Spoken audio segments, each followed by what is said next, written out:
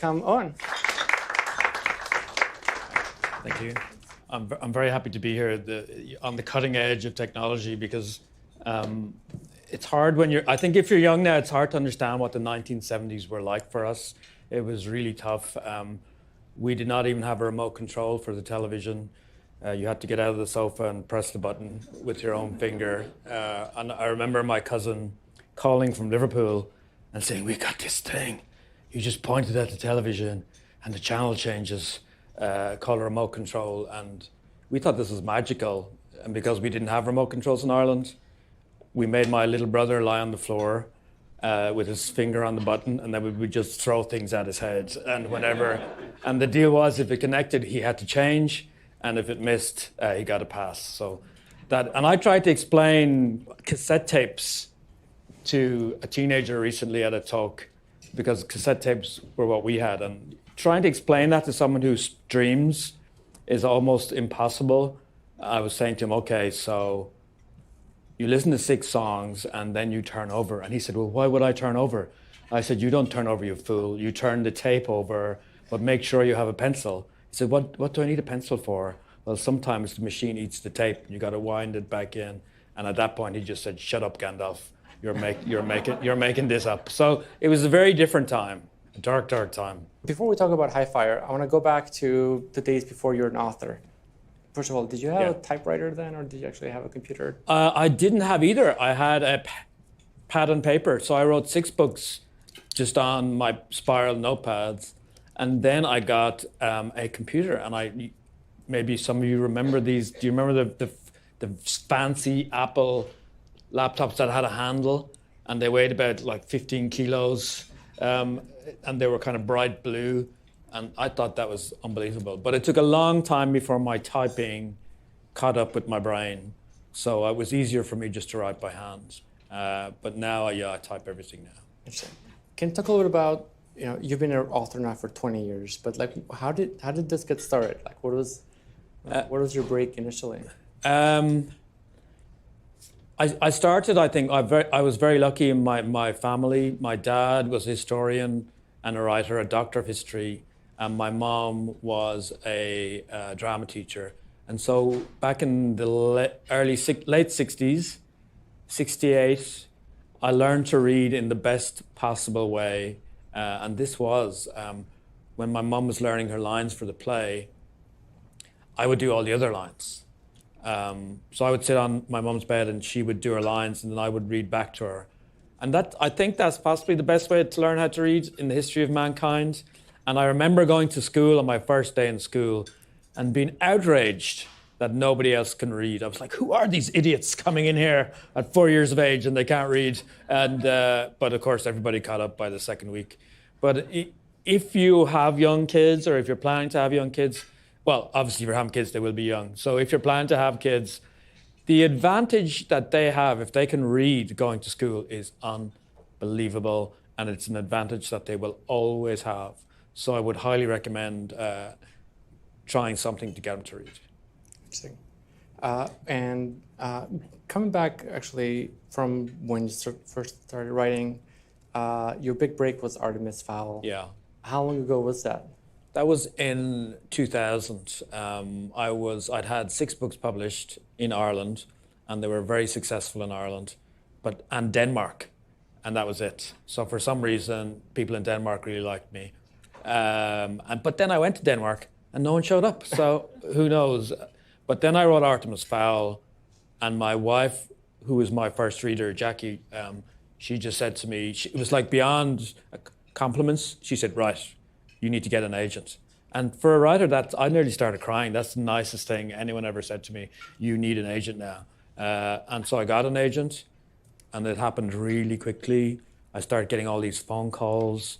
We've sold the English rights, we sold the American rights, Canadian and everything. And I remember I was teacher in elementary school, and I was doing yard duty or recess duty, I don't know what you call it here, where you have to monitor the kids in the playground. And I was on the infant yard, so it was like just bodily fluids everywhere of all types, and nobody wants the infant yard.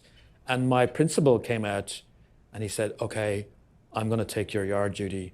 There's a phone call for you. And I thought, oh my God, my parents are dead. That's the only reason my principal would take my art duty.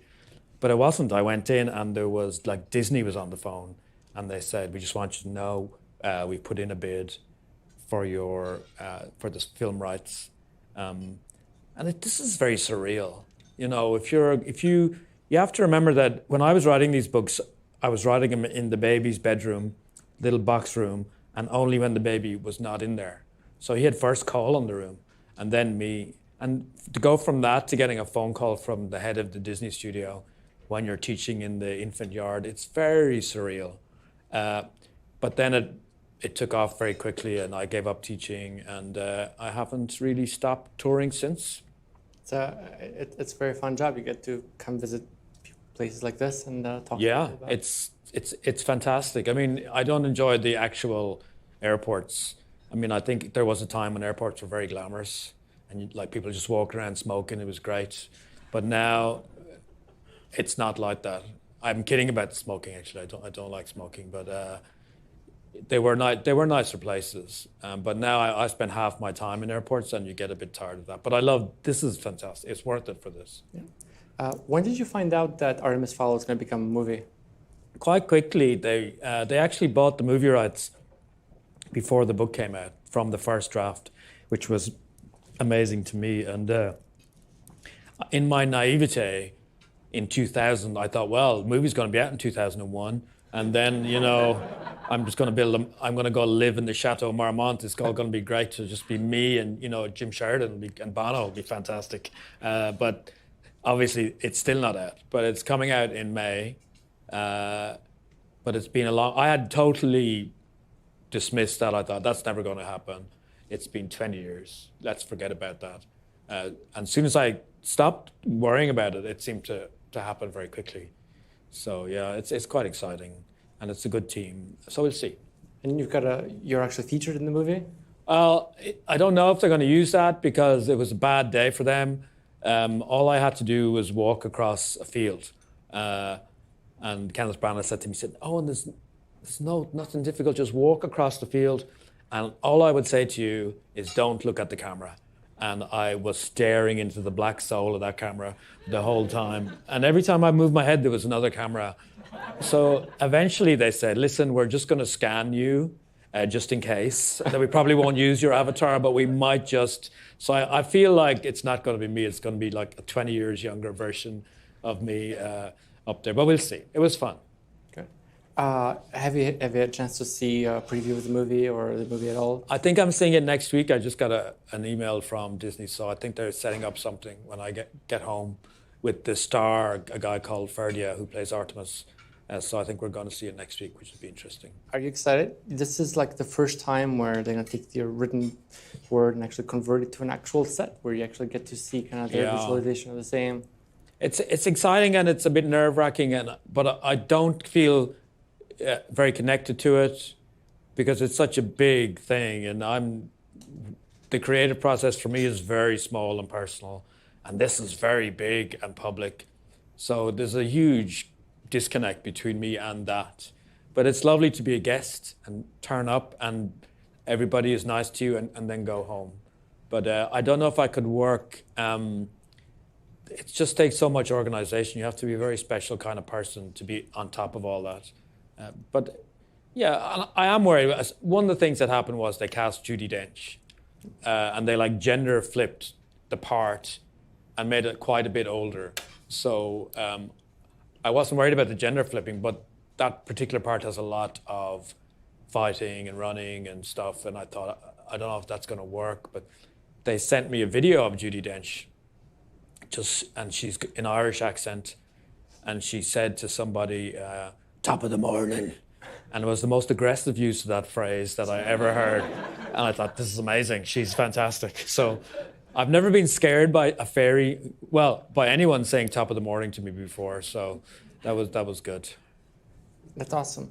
All right, so coming back to High Fire, this is your first book with Harper, is that correct? Yeah. Oh, well, no.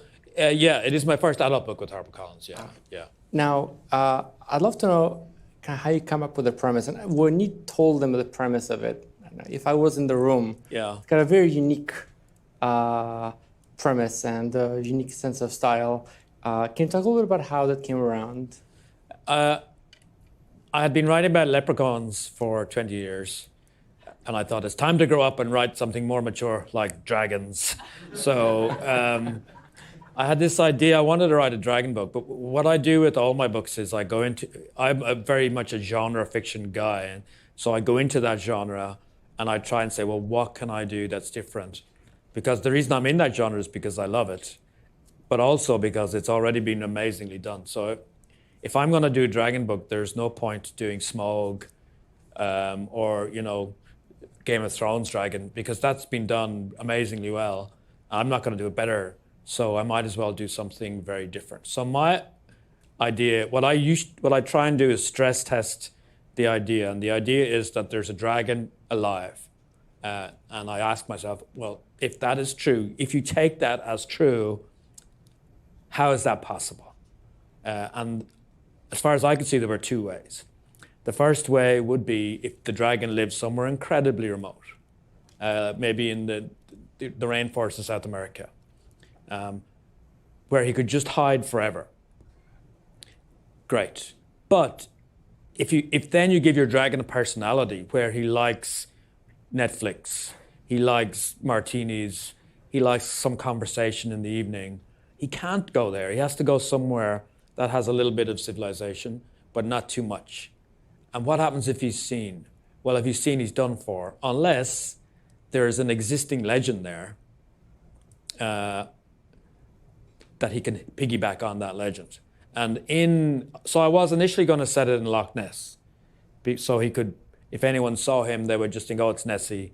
And then when they went back to the bar, no one would believe them, because people come back to the bar every day and say they've seen the monster. But I just thought that wasn't right. There wasn't enough civilization there.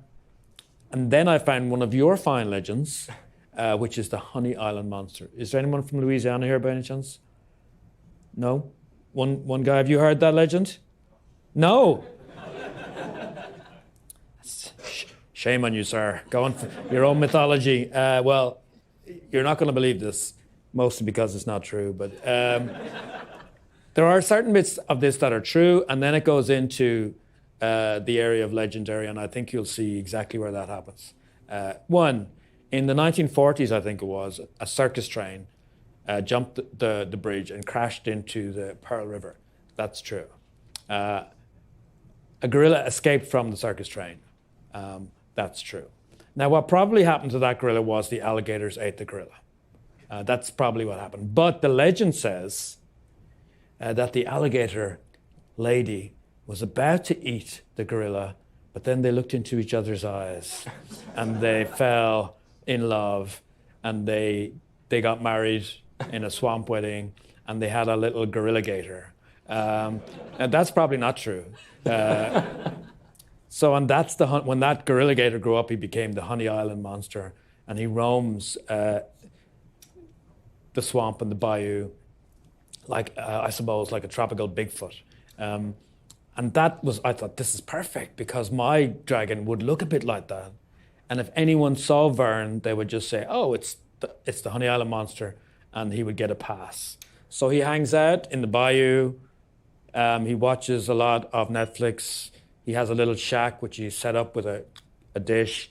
He has a little beer fridge, which is full of vodka.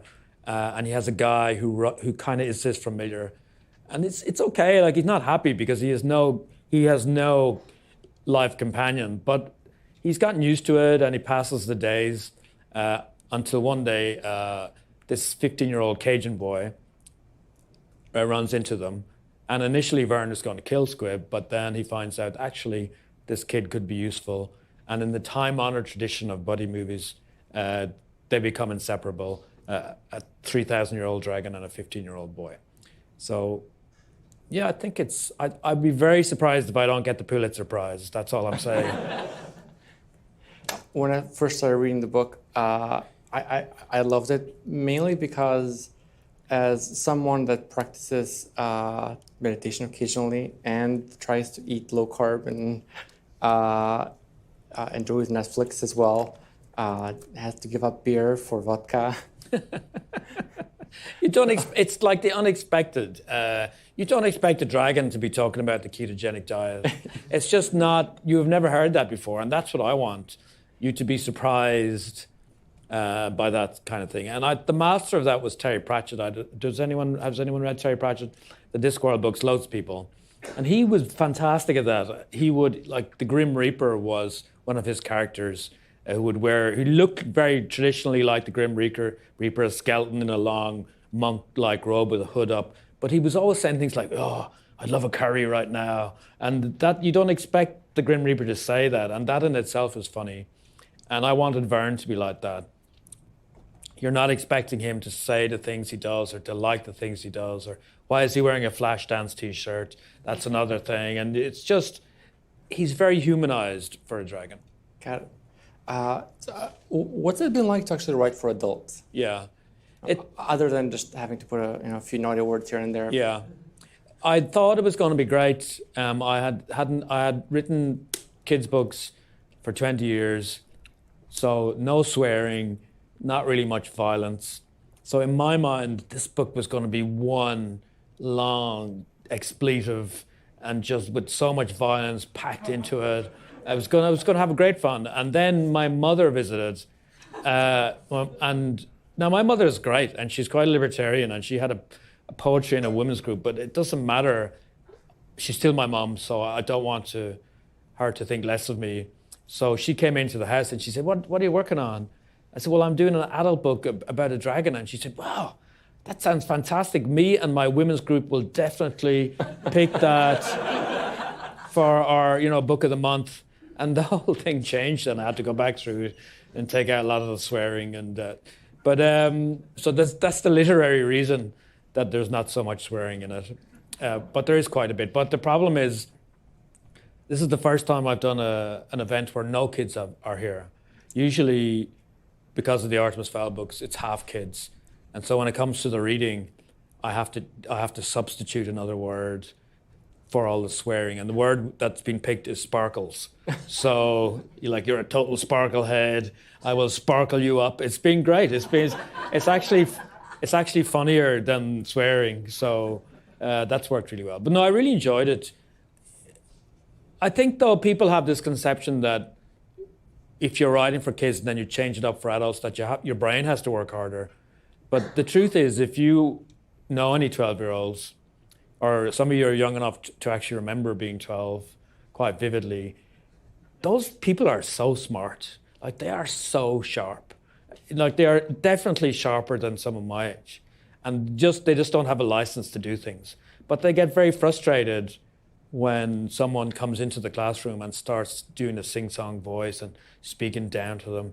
And if kids are 12 and you treat them like they're 10, they're hugely insulted by that. And they can really tell the difference between someone who's 12 and someone who's 10. And there's a real cut-off point where one day they're playing with Barney, and the next day they're wearing eyeliner and listening to The Cure. It's just totally changes very quickly, and you have to be on that and see when that's happening. So I've always tried to ride up to kids.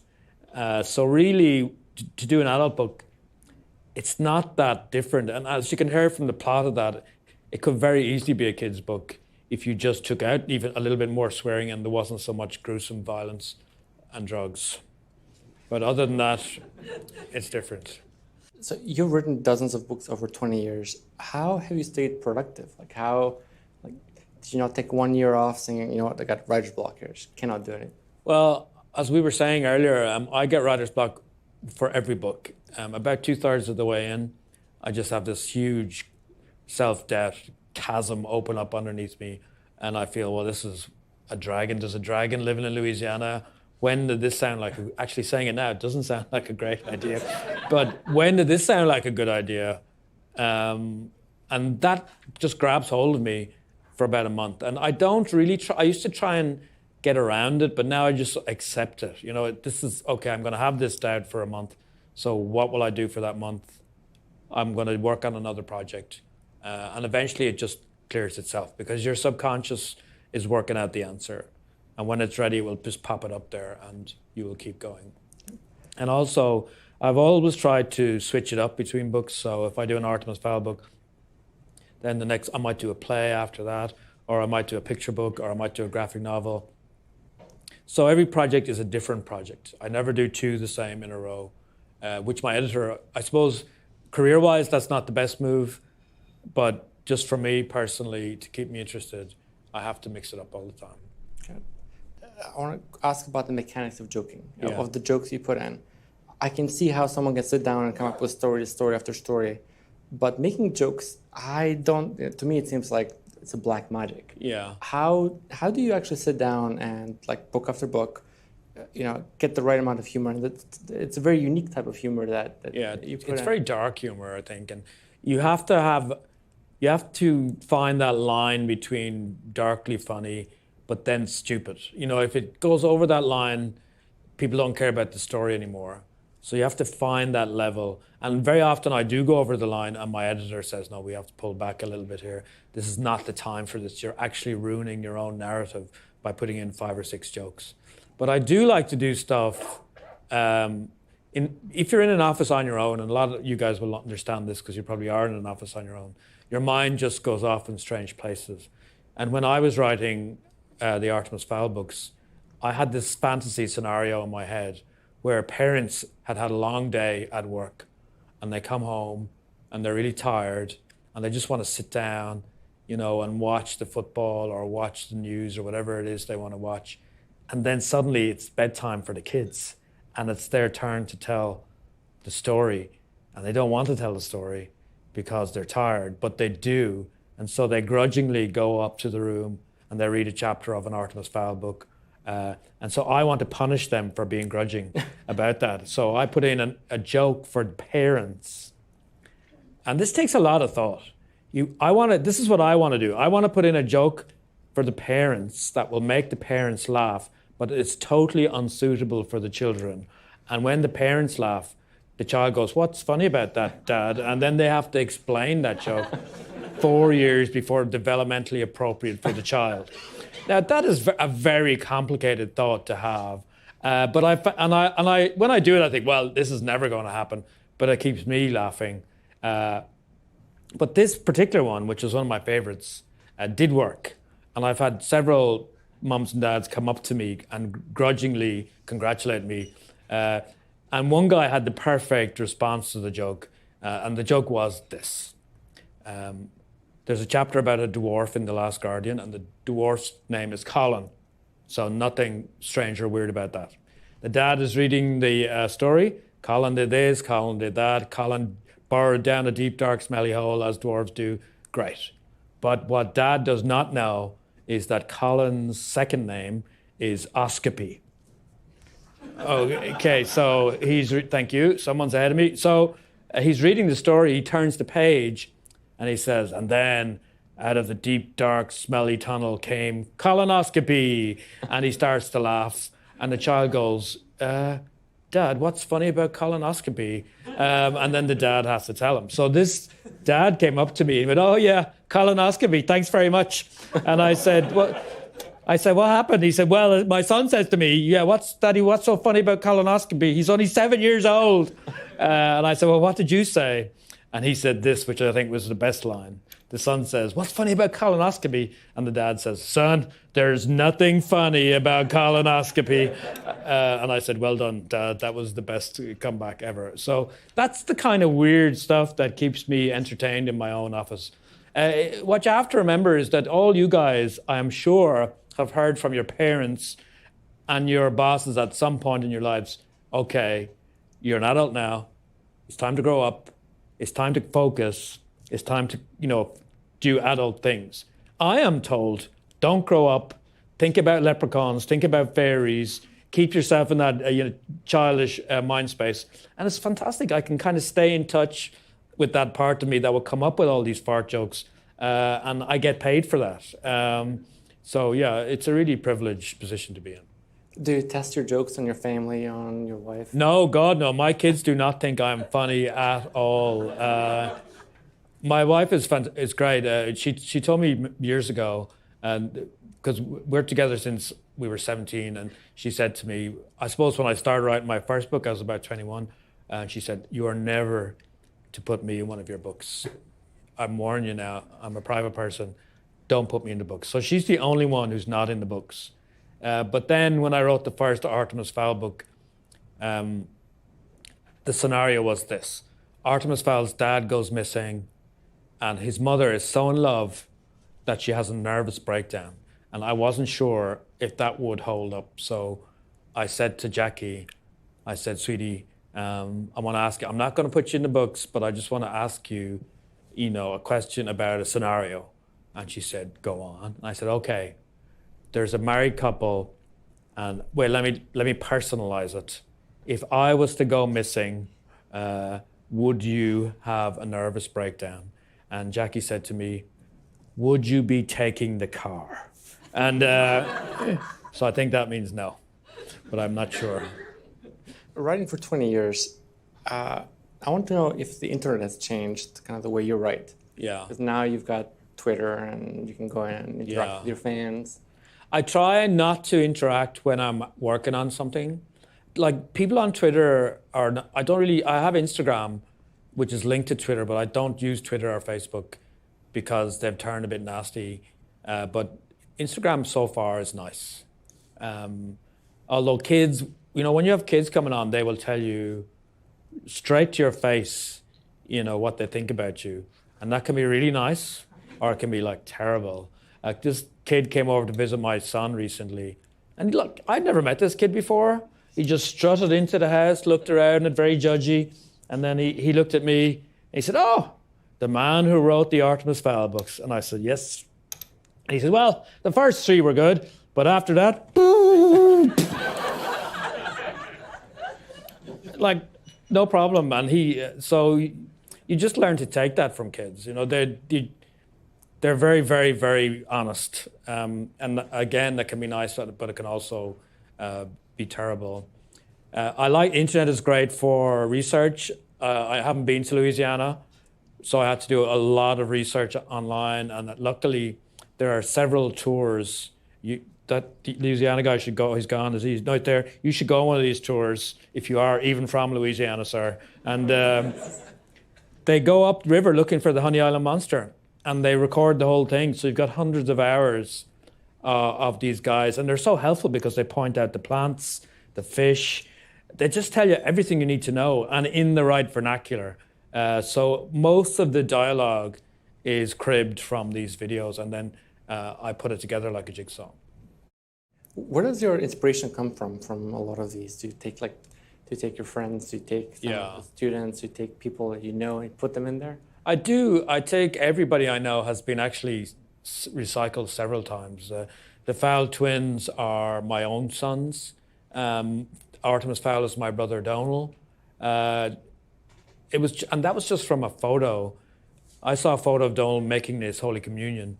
And in Ireland in the 70s and 80s, when you made your first Holy Communion, you had to wear a proper suit, the boys. And the girls wore it was like a wedding dress, like a white wedding dress. If you went to this and you didn't know what was happening, it looked like the weirdest arranged marriages ever of 7-year-old children. And I saw Donal, and he was wearing a Roger Moore double-breasted check suit, and he had an impish smile. And I thought to myself, he looks like a James Bond bad guy. And that is a great character. A James Bond bad guy who's like 10.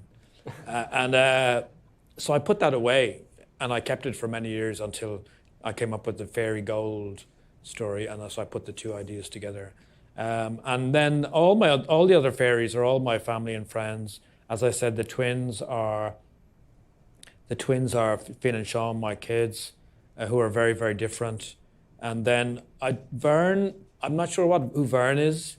It's probably a mixture of a lot of adult friends I have. And Squib, if I'm honest, I'd say Squib is kind of he's a spiritual descendant of Huckleberry Finn, which I've always loved.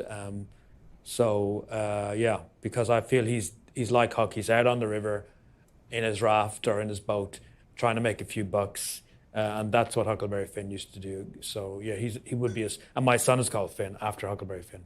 So he was a very critical. That was a real critical book for me when I read that, because I didn't like Tom Sawyer much, because he was like the smart ass that we've all had, like the guy who's on all the sports teams, and it's just everybody loves him, and I just didn't like that guy. But Huck Finn, I felt, was not perfect. He didn't like going to church. He didn't like wearing shoes. His best friend was a slave, which was like, at the time, that was unbelievable. To take what is usually a marginalized character and make him a main character, a positive character. That was a wonderful thing to do, I think. So, yeah, Huck Finn was a huge influence on me. Interesting. So I'd like to ask about another book of yours. When you were writing And Another Thing, what was it like to sort of comb through Douglas Adams's notes and put your own thoughts into them and combine it all into a book? I didn't have any notes. There was no notes. Or they had a few notes, but I didn't want them because I asked my agent to read them, and I said, are they at all comprehensible? And she said, no, they're just like little bits of thoughts. There's nothing there. I said, well, then just keep it, because that will just, if I try and follow that, it will confuse me. So I just did it myself. It was quite daunting to do that, and I thought very seriously about it, and I still don't know if that was the right thing to do. I think it's a good book, but I just don't know, was it the right thing to do? I got really stuck when I started off. And there were two things helped me through. And one was I was in my office with my beautiful laptop with the handle. And this was the infancy of Facebook, when it wasn't so targeted. So I was on Facebook at the time. And I was checking my whatever. And at the side of Facebook, none of you guys remember this, but at the side there was just random clubs you could join or support that would pop up. And one day a club came up to stop me writing the Hitchhiker's Guide sequel. And I thought, that's terrible. I mean, that's not even aimed at me. That's aimed at the world. And I just happened to be in the world. So I joined that club. And just to see what was going on, you know. And initially I was defending myself. I was like, come on, guys, give me a chance. I'm a nice guy. And it just sounded a bit lame. So I went the other way and started insulting myself very creatively. And what I realized was that it means nothing. It doesn't mean anything. People just write stuff that they don't even really think about. So that helped me a little bit. But what really helped me is my wife again. There's one character in The Hitchhiker's Guide you may be familiar with called Zaphod Beeblebrox, who has the two-headed head of the president of the galaxy. And I wanted to take off one of the heads. And usually when I say that, there's like a from the Hitchhiker fans, because they are shocked that you would do that. The worst, I closed out WorldCon last year, and I made a Star Wars, Star Trek joke, and there was people actually coming up on the stage to beat me. So sometimes you just have to know when to make a joke, and that was not it. But anyway, so I went into my house to Jackie, and I said, Jackie's like, what is wrong with you? You've been moping around all day. And I said, okay, I'm going to tell you this now. It's very important, so just concentrate. I said, there's a fictitious alien with two heads. I'm going to take off one of those heads. And I'm very worried that some people that I will never meet might be a little bit upset. And my wife looked at me and said something very wise. She said, well, I have to pick up the kids. And now if you think about that, what that means is, why don't you get yourself an actual problem? So that really helped me through that. And I've done it a few times where I've taken on other people's work. I did a Doctor Who novella. Do you have any Doctor Who fans? Not too many, thank God, okay. And I thought it would be hilarious. They came to me and they said, will you do one of the Doctor Who's? And I said, well, who's doing the other ones? And they said, well, Neil Gaiman. I said, stop, I'm in. But I thought it would be hilarious to do a Doctor Who novella, having never watched an episode of Doctor Who. And to this day, I have never watched an episode of Doctor Who. So I thought, I have some incidental knowledge that I garnered from walking through the sitting room when the TV was on. So I will use that. And it was terrible. It was embarrassing. And it was a nice story, but it wasn't Doctor Who. And a friend of mine who does the best backhanded compliments ever, because he's so nice, but he still wants to get his point across. And he's a big Doctor Who fan. So he said to me, you know that Doctor Who book you wrote? And I said, yeah. He said, that was the best Star Trek story I ever read. And I know what he's saying. All I did was I took Captain Kirk and, put him in a long coat and he became Doctor Who. So I think if you're going to do something like that, you really have to give it its proper due and do it properly. So when I did the Iron Man book, I put a lot of research into that. And I remember Marvel saying to me, we went to see Marvel, and they said, now, this is not Robert Downey Jr., because movies are very separate from the books. So this is the comic book Iron Man. It's not Robert Downey Jr. And I went, oh, okay, it's not Robert Downey Jr., but it's like completely Robert Downey Jr. So if you ever read that book, totally visualize Robert Downey Jr. in the part. But I had to say it wasn't. So there you go. As a kid, I read a lot of Artemis Fowl books, and I was a fan of them. But like that, along with a lot of other sort of series that were aimed at young adults, like I kind of, I guess, aged out of the demographic. But I know some of these series have, they keep going, and then I guess they get, new readers who are younger. And I was just sort of curious about if you think, if you have any feelings about like, with long-running series aimed at a certain age demographic, if like, if you're going to keep getting new readers in and sort of losing some others, or if like... You do to a certain extent, but what happens is kids don't want to read the same books that their parents read. Like that's your dad's thing. So you want a new thing for you. So it's unavoidable that when you write for kids, as the series progresses, if the characters don't age up, that you're going to lose a lot of people. And my characters, they aged up a little bit, but not like we say Harry Potter, which was very even. And you could read the books in order, and you would be getting older as the characters were getting older to the point where they were all in relationships at the end of it. But my characters never really did that. It was all prepubescent, which is a great way of avoiding that minefield. You just write a lovely adventure story, and there's no boyfriend, girlfriends, boyfriends, whatever. It's just all adventure and fun. But the price you pay for that then is you do lose your readers. Now, I was lucky in that I managed to hold on to quite a few, and a lot of it went through to adulthood, so it was okay. But yeah, that does happen. It's just unavoidable. But the good thing about kids is they will read 8 books in a week. They will, if they like us, if they get the first one and they like it, they just want all the books, and they will read them all in a couple of weeks. So whereas we don't really have time to do that as adults. Hi. I had a question about when you were starting to write. Yeah. How did you balance writing with being a parent and your teaching career and everything? Yeah, it was really difficult. And actually, if Artemis hadn't made it when it did, I was going to have to give up for a few years because we had a baby, and I had a job. My wife had opened a new business, and like writing was the only thing that wasn't really totally necessary at that time. It was like a hobby for me. And I had written a few books, and they had done okay, but it was really just from my own self-esteem that I was like a writer with published books. I wasn't really bringing any money home. So it was getting to the point where I was quite stressed. And we had to talk about it, and I said, well, right, if this last book doesn't get a deal, I'm going to have to just back off it for a few years until Finn is a bit older. But luckily, that was the book that got the deal. But it is so difficult. I mean, if you have a baby and a job, that's your life. And then if you want to sleep on top of that, it's not really, it's really tough. And I think the lack of sleep is the hardest thing. If you have a baby that, doesn't sleep very well, you're not sleeping very well. And then you have to go into work as well.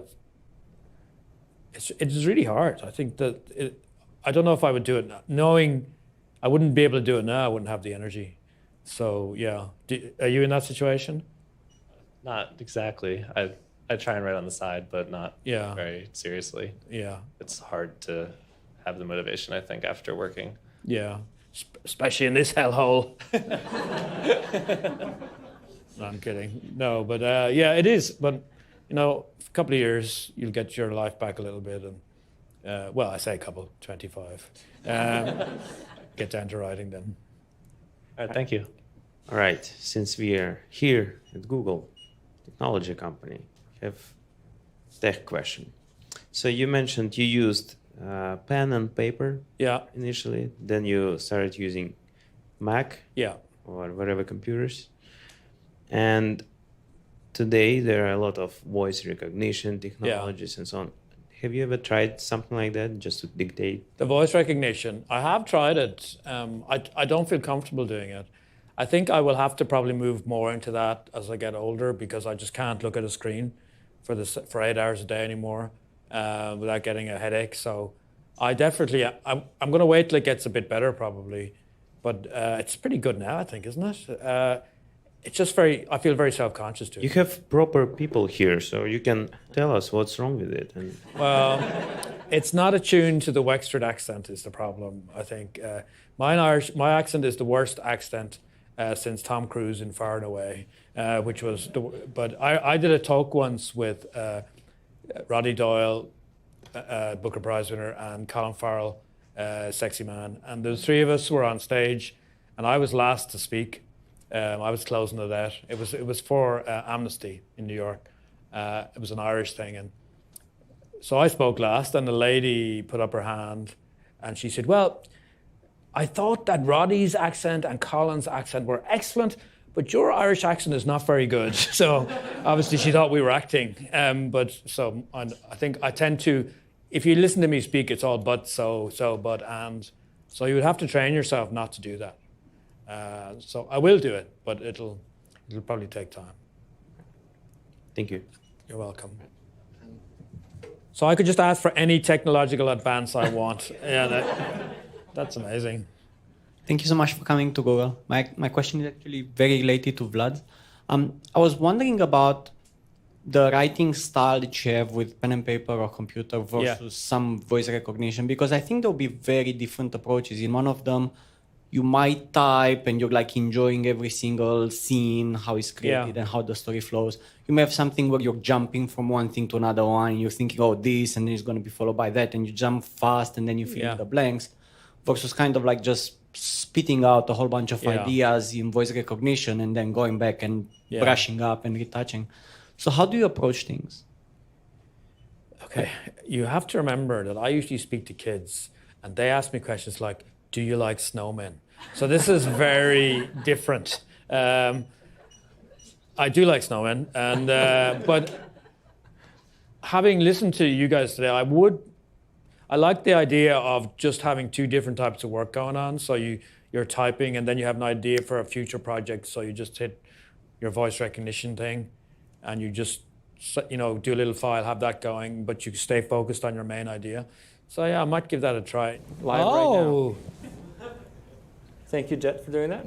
You see now, you can see you can see it there. Look, yeah. It's just oh yeah,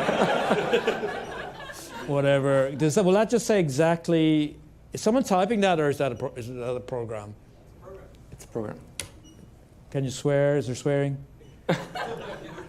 Sparkle, sparkle, sparkle. Squaring. I could stay here all day now just doing that. So yeah, that looks good. Yeah. That I don't know why that photo though. It looks like I'm trying on my father's tuxedo, and someone caught me, and I'm trying to brazen it out.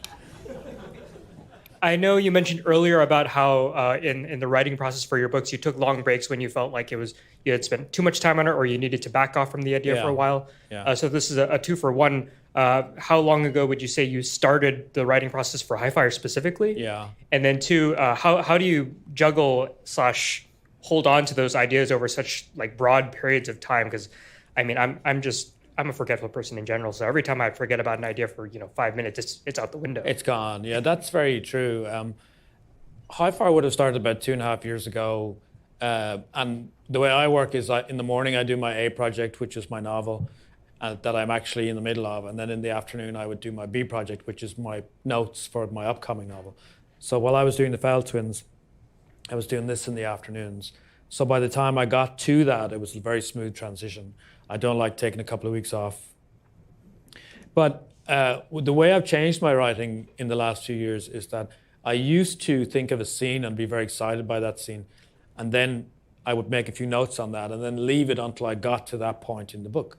But I found that if you attack the scene straight away, when you're still really excited about it, it turns out as a much better scene. And it is worth it being a bit disjointed because you can always go back and smooth that out. But I suppose the extra energy and brio there is in a scene that's coming to you right now is really great, and it's worth doing out of sync. And sometimes these scenes I have to do because I forget. And I learned this lesson recently. It was hammered home to me. My agent or my publisher sent me an image for the Fowl Twins #2. And it was like the two guys jumping into this volcano. And I said, that's beautiful. What's that? And she said, well, that's the cover. I said, well, why is that the cover? And she said, because you told me about 8 months ago that one of the main scenes was when they were jumping into the volcano. And I said, oh, yeah. I have no idea when I said that, what I was thinking when I said it. So now I have to think of a volcano scene or I'm going to look like an idiot. So it's a good idea to take notes, copious notes, but also if you have a really strong idea, go for that idea straight away and don't wait until it becomes stale in your mind. Thank you. Thank you for coming out. You're very welcome. Thank you guys for eating your lunch in front of me. That was really great. When's your next Artemis Fowl book?